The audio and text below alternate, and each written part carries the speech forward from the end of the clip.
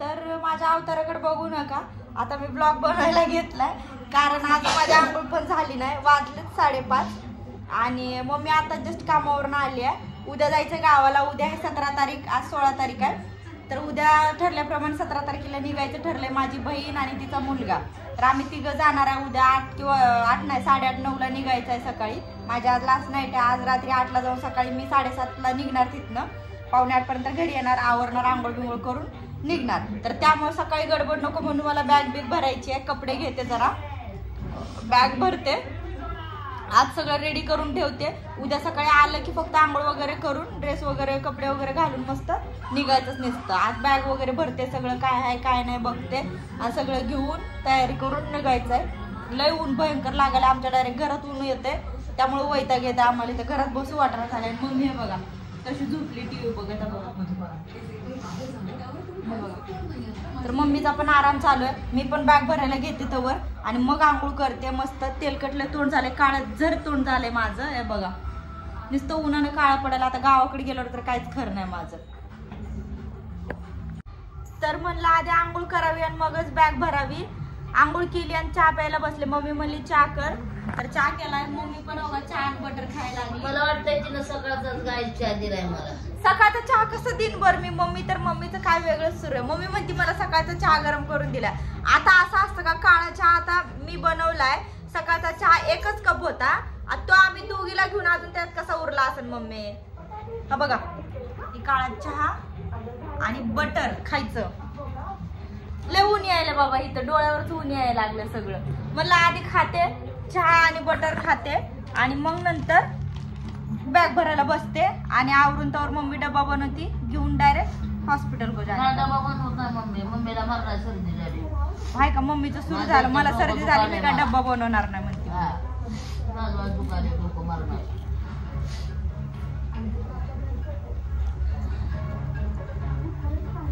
मला दाढ एक लय दुखायली, खायला नाही मला लय दुखायली दाढ, दाढ यायली।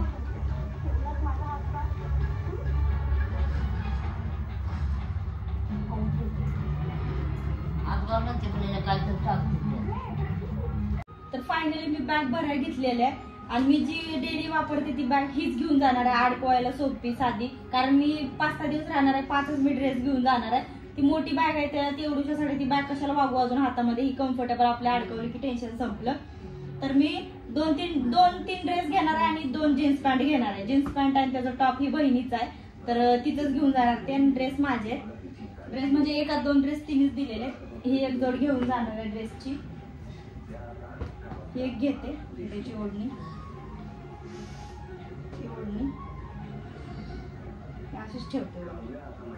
हा एक आणि हा एक जोड, ओढणी नाहीये ह्याला, हा एक जोड आणि हा तर मी परवा दिवशीच रील मध्ये घातला होता, ही आणि हा एक, ही ओढणीचा ड्रेस आहे, पूर्ण सेट आहे। तर हा एक म्हणजे 3 ड्रेस आणि ही टॉप आहे जीन्स वरचाच, म्हणजे शॉर्ट टॉप आहे आणि ही जीन्स, हे एक जोड घेणार आहे 2, आणि ही जीन्स म्हणजे ह्याला कोणती पॅन्ट म्हणतात माहित नाही, बहिणीने आणली, मी जीन्स टॉप घालायचं सोडून दिलंय, माझ्या शक्यतो ड्रेसेस असतात तीच जीन्स टॉप वेस्टर्न वेअर सगळं ती घेते, मेकअपचं वगैरे मी फक्त तिने आलेलं वापरते। तर आता ही जीन्स आणि हा एक क्रॉप टॉप आहे, तर तो घेऊन चालले, हा पण मला घालायला, आणि ही एक जीन्स आणि टॉप आणि 2-3 ड्रेस, आणि एवढंच मी भरणार आहे।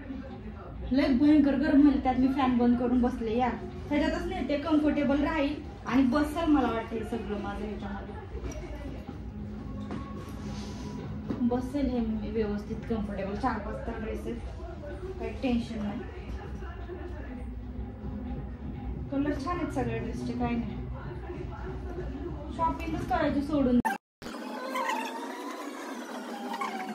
तर दुपारपासून चालू होतं माझं की बॅग भरायची, एकदाची फायनली बॅग भरून झालेली आहे, मला टेन्शन नाही आता। उद्या सकाळी आलं की आंघोळ करायची आणि डायरेक्ट निघायचं।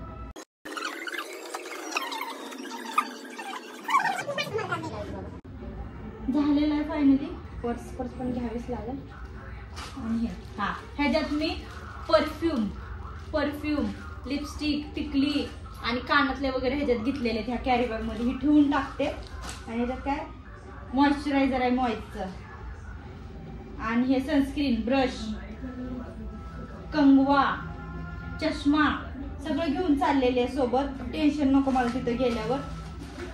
हे विसरलं ते विसरलं म्हणून आधीच भरून ठेवली बॅग. काहीच टेन्शन नको मला. जा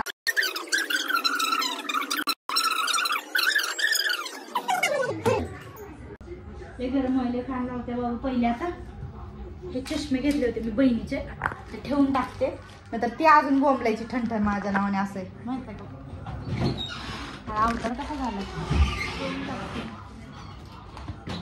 काही कपाट, हे कपाटामध्ये कपडे कसे ठेवलेत बघा. ही बहिणींनी ठेवलेले खालचं व्यवस्थित असं जरा तिचं आवडून, आणि मी असं वक्त्याच्यावर ठेवलेले वर. ते आल्यावर आवरता येईल. आता काय नाही आवरायचं, सारखं आवरावं लागते. सारखं हप्ताभर काहीच जमत नाही माहिती का. सारखं घ्यायचं टाकायचं हे चालू असतं. मग हप्त्यातनं एक सुट्टी असते, मग आवरत बसायचं काय नाही, असं चालू. ही स्टँडला मी फोन लावला होता इथं, ते आता वरती करून ठेवते. हा स्टँड कुठे गेला बाबा, कसं होतं. हां फोन ठेवून टाकते, आपलं स्टँड ठेवून टाकते. मी म्हणाले फोनच ठेवून टाकते, का माझं चालू मलाच कळणार झालं. असं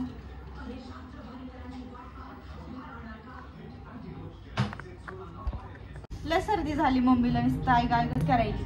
मी पण आता जाताना मम्मीने काय डब्याला बनवलं नाही, स्वयंपाकच बनवलं नाही अजून मम्मीनं. मी जाता जाता काहीतरी पार्सल घेऊन जाते आज, आणि ती पार्सलच खाते. कारण आता वाजून गेलेत 7:30. आणि काय हाय गाईज, मला पण आणा पार्सल उद्या. मी चालले गावाला उद्या सकाळी 9 वाजता. तू जाणार 7-8ला तुझं कामाला.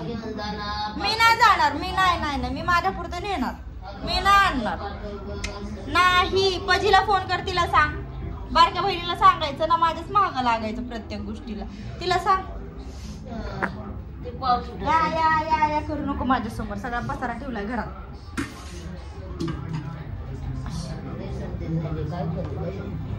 काय नाही करू शकत, वाफ घे गरम पाण्याची, नाहीतर गोळी खायला. ठेवून टाकते बटर. खरबूज आणले होते, खरबूज 2-3 खाल्लेत, 2-3 उरले. तर अजिबात गोड नाही ते खरबूज, तर अजून उपयोग नाही. चला आता मला आवरू द्या. बॅग तर आवरली, सगळं झालंय. आता फक्त डोकं विचारते, हॉस्पिटलला निघते 7:45ला. म्हणजे 8ला 5-10 मिनिटं कमी असताना निघलं की वेळेवर जरा पोचते मी. पसारा पडलेला आहे घरात, ही रूम मध्येच थांबलेले आहे मी. चला